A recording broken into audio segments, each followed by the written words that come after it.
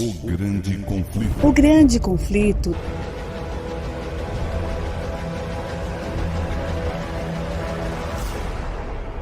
Começar. Olá, meus queridos amigos e irmãos em Cristo, paz do Senhor seja convosco. Sejam bem-vindos a mais um momento do estudo do livro Grande Conflito. Este livro que estamos estudando passo a passo, esmiuçando cada capítulo, a fim de deixar claro para que todos compreendam claramente o propósito de Deus para a nossa vida. Queridos amigos, estamos a passos largos do fim deste capítulo da história da humanidade e precisamos cada dia estarmos preparando e prontos para enfrentar o último grande conflito que está diante de nós antes que o nosso Senhor e Salvador Jesus Cristo volte. Por isso que nós agradecemos a todos que estão colaborando conosco, aqueles que estão partilhando as mensagens aqui postadas neste canal, deixando o seu gosto, se inscrevendo e agradecemos e pedimos que continuem a inscrever, faça que esse canal possa ser conhecido a mais pessoas espalhadas por este mundo. Amigos, estamos estudando o capítulo 10 e estamos hoje terminando este capítulo. O estudo que faremos hoje será já o fim do capítulo 10. E assim estaremos começando um novo capítulo em breve. E eu espero que, através desses estudos, a sua fé esteja se fortalecendo no Senhor. Vamos orar para que possamos entrar no nosso assunto. Grandioso e eterno Deus, nosso Pai, obrigado, Senhor, pela tua bondade, pelo teu amor. Obrigado por nos guardar e livrar do mal. E queremos te agradecer pelo teu Espírito, da qual suplicamos que possa estar conosco enquanto estudamos, dando-nos compreensão e dando-nos coragem, através dessas histórias, olharmos para o futuro com confiança. Fique conosco, em nome de Jesus te pedimos, Senhor. Amém.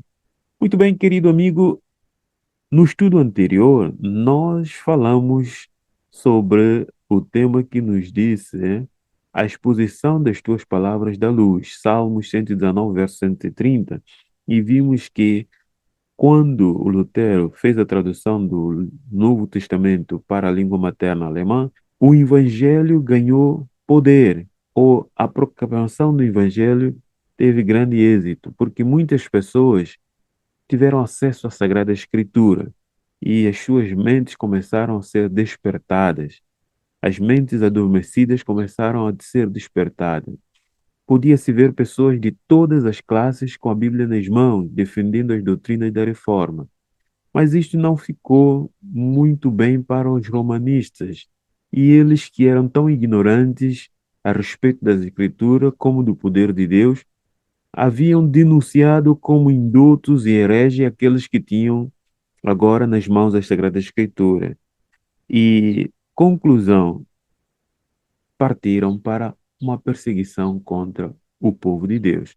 E é exatamente isso que nós vamos estudar hoje, da qual eu convido-te a estar atento e não desconecte, porque é importante que você compreenda isto. E o nosso assunto de hoje vai nos dizer exatamente isso. A perseguição servia apenas para propagar a verdade. Quando algo que parece ruim torna bom. E muitas vezes, ou na maioria de nós cristãos, nem queremos falar da perseguição, nem queremos tocar nesse assunto.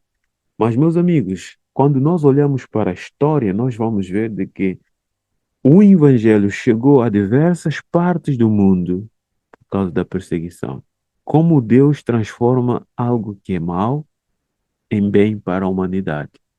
Não é que Deus se agrada de ver os seus filhos a ser perseguidos, mas nós, cristãos, temos a tendência muito de nos conformar. E vamos continuar a ver este assunto, capítulo 10. E aqui nos diz o seguinte: o contraste entre os discípulos do Evangelho e os mantenedores da superstição romana manifestava-se não menos nas classes eruditas do que entre o povo comum. Opondo-se aos velhos defensores da hierarquia, que tinham negligenciado o estudo de línguas e o cultivo da literatura, havia jovens de espírito lúcido dedicados ao estudo, que investigavam as escrituras e se familiarizavam com as obras-primas da antiguidade. Esses jovens tornaram aptos defensores da Sagrada Escritura e da doutrina da Reforma, enquanto que aqueles homens que eram defensores da hierarquia tinham negligenciado o estudo de línguas, estudo, cultivo da literatura e depois tornaram-se ignorantes. Esses jovens dotados de espírito altivo, alma elevada e intrépido coração, os moços logo adquiriram tal saber que durante longo período de tempo ninguém podia com eles competir. Ninguém podia com eles competir. Quando, pois, em qualquer assembleia, esses jovens defensores da reforma enfrentavam os doutores do romanismo, atacavam-nos com tal facilidade e confiança que esses homens ignorantes hesitavam, ficavam embaraçados e caíam em merecido desprezo aos olhos de todos.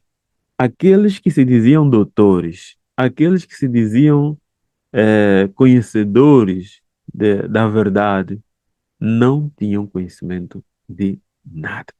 Por outro lado, encontramos jovens que apenas com o conhecimento das Escrituras os atacavam e com facilidade eles caíam em desmerecimento aos olhos de todos. Isso me soa a história de Jesus com 12 anos, quando esteve no templo, debatendo com os doutores que se intitulavam donos da verdade, mas que não conheciam nada. Hoje, enfrentamos a mesma situação. Muitos que têm títulos de doutores passaram pelas universidades, são ignorantes da Sagrada Escritura. E encontramos jovens que dedicam ao estudo da Sagrada Escritura com uma mente tão brilhante que não conseguem se opor a eles.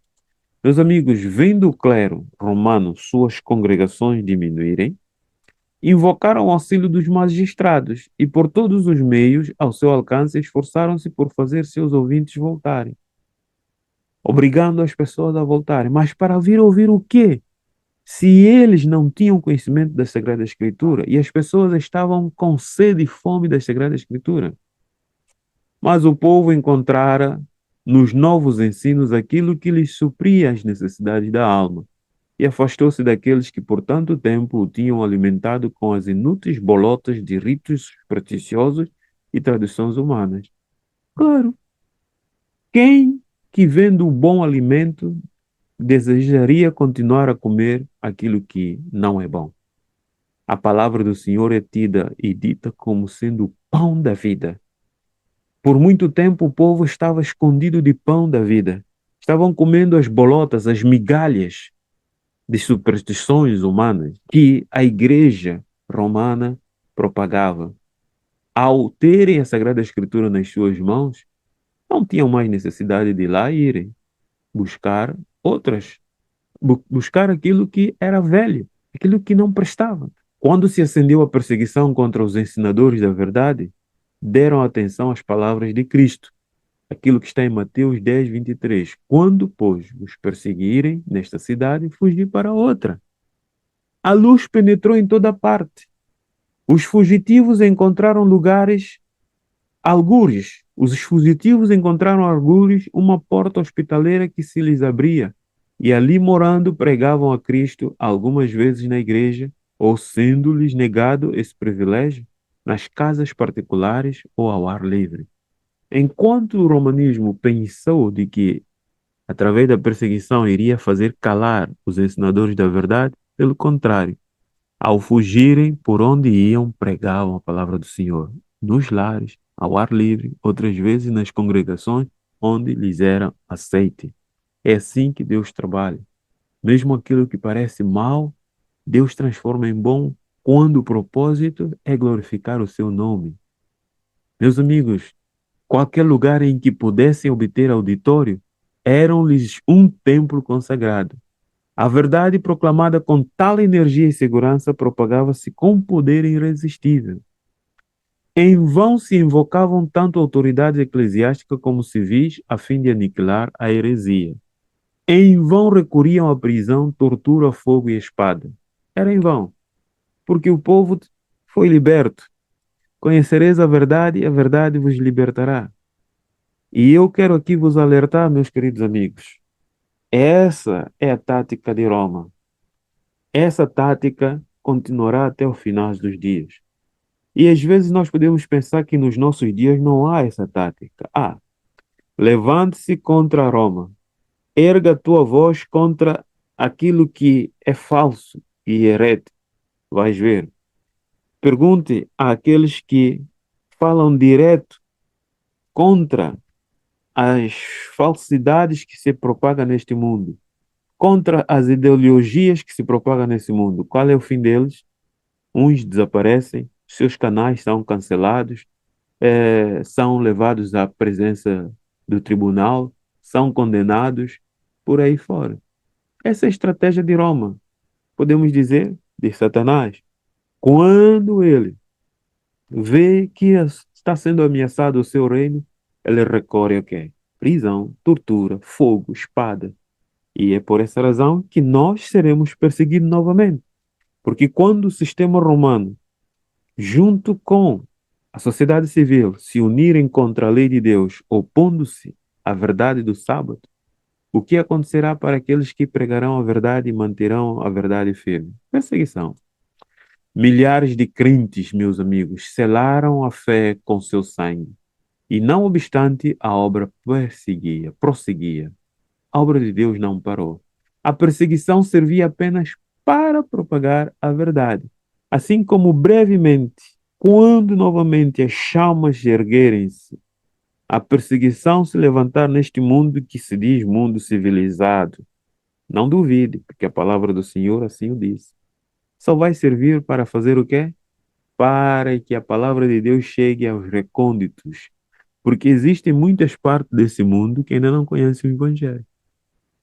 Muitos estão acomodados, muitos estão conformados. Então Deus vai permitir novamente perseguição para que a palavra do Senhor se propague. E o fanatismo que Satanás se esforçou por confundir com esta teve como resultado tornar mais claro o contraste entre a obra de Satanás e a obra de Deus. A perseguição veio tornar mais claro quem é Deus, quem é Satanás. Quem são os aliados de Deus e quem são os aliados de Satanás. Com a perseguição, o povo compreendeu realmente a quem eles estavam seguindo no passado. Quem é realmente o romanismo? O que essa igreja realmente é? Porque a verdadeira igreja de Deus não persegue aqueles que não querem aceitar. Pedro pregou para milhares de pessoas. Todos que não queriam aceitar, Pedro não perseguiu, mas ele foi perseguido e foi morto. Saulo, antes de ser Paulo, perseguiu aqueles que não estavam em direção a ele, não estavam opostos às suas ideias. Mas quando ele aceitou Cristo e se converteu, ele não perseguiu, foi perseguido. Então, meus amigos, se você quer conhecer a verdadeira igreja, se você tem dúvida sobre a verdade, sobre aquilo que é realmente justo, olhe que a igreja verdadeira de Deus não persegue os seus oponentes, mas traz luz, traz verdade. Aquela igreja que persegue, aquela igreja que usa o poder civil para se opor, para matar, para levar à prisão aqueles que não aceitam as suas ideias, esta é a igreja de Satanás, é a igreja falsa. Simples assim. E eles têm experiências de longo período de tempo. Por isso, fique firme. Preparemos-nos e estejamos com os pés firmes na verdade do Senhor. Deus possa nos abençoar e possamos lembrar de que em meio à perseguição ou qualquer outra situação, nosso Deus não nos abandonará. Eu quero convidar-te a orar comigo para terminarmos. Deus amado, eterno Pai, obrigado porque, embora teus filhos foram perseguidos, mortos, torturados, algo melhor aconteceu. A propagação da tua palavra. O Evangelho chegou a lugares recônditos da Alemanha e da Europa. Continua a nos dar força e fé e vermos que mesmo nessas situações, a obra do Senhor vai avançar. Que essas histórias nos tragam fé e confiança de não olharmos para trás, mas avançarmos, sempre cumprindo a missão. Fique conosco, dá-nos um dia na tua presença e acompanhado dos teus santos anjos. Nós te suplicamos e agradecemos pela fé no nome de Jesus. Amém. Pois bem, querido amigo, nós terminamos o capítulo 10 do livro Grande Conflito, A Europa se Desperta. Você que assistiu todos os estudos até agora, que Deus possa te abençoar e te fortalecer. Mais uma vez, o nosso apelo a que você possa fazer partilha deste conteúdo aos teus amigos, nas tuas redes sociais, divulga este canal. O nosso próximo assunto, nós estaremos estudando o capítulo 11, os príncipes amparam a verdade. Que príncipes? Nós vamos estudar e você não perca esta oportunidade de estar conectado conosco cada dia para podermos esmiuçar o livro Grande Conflito. Eu espero por ti e até lá, o meu grande abraço para ti e em especial para a sua família. Deus te abençoe.